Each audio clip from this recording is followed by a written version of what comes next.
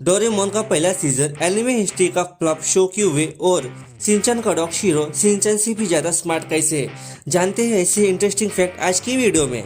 Number 7, Pokemon ban. Pokemon world most profitable और most popular anime है। इस anime को सऊदी अरेबिया ने पूरी तरह से बैन किया है।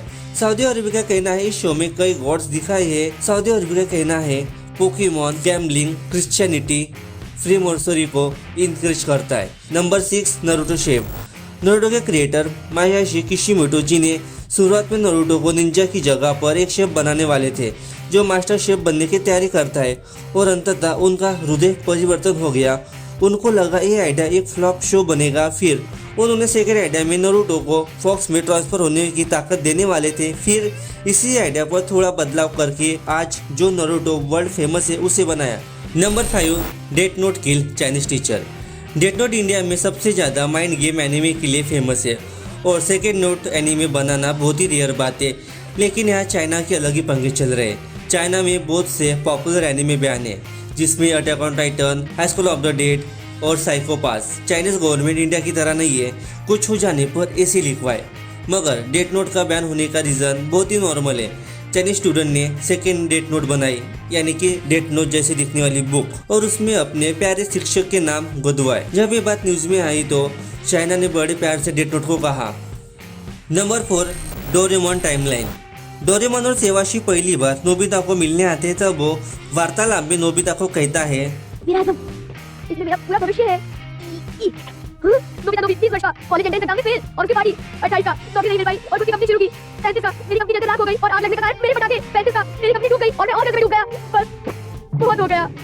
तुम्हारे भाई के कारण आगे तुम्हारी पीढ़ी को बहुत गरीबी में जीवन गुजारना पड़ा और यही फिर उस हिसाब से जियान नोबिता का साला हुआ और सेवाशी नोबिता और जैको का ग्रेट ग्रेट ग्रैंडसन है।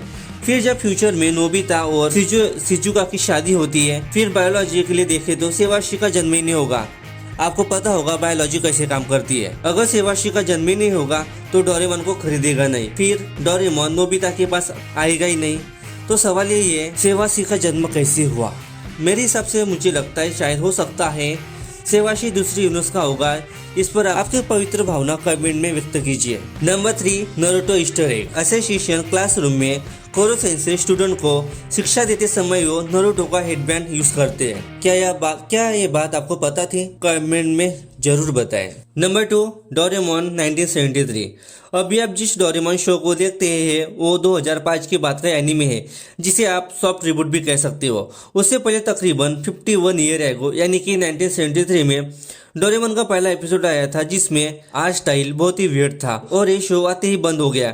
गूगल पर इसका रीजन फाइनेंशियल इशू बता रहा है। शिनया एनिमेशन और टीवी एशी ने कई सक्सेसफुल मांगा एनिमे एडेप्टेशन बनाए। उसके बाद शोगाकुन, मुझे नहीं पता कौन है, इसका नाम था शोगाकुन ने 1979 में डोरेमोन को रिबूट किया।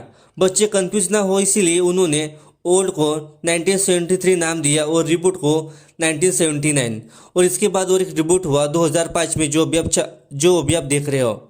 Shero smarter than Shinchan. Shinchan के यूनिवर्स में शिनचैन शरारती है, उसके दोस्त बेवकूफ, शेमड़ा, नकचिड़ी और रोतलू है। सबके सब एबनॉर्मल है। और दूसरी तरफ शिनचैन का डॉग सबसे ज्यादा समझदार है, उसे प्यार होता है, वो अपनी हेल्थ की केयर भी करता है। एक एपिसोड में उसका पेट निकला था, उसने 6 पैक बनाने के लिए जॉगिंग की, खाना कम खाया और उसको शर्म भी आती है। एक एपिसोड में उसे लड़की पटानी थी, उसे पट भी गई और उसके बाद दोनों शर्मा रहे। वाह, कही तो आप समझ सकते हो शीरो कितना समझदार है। Thank you for watching.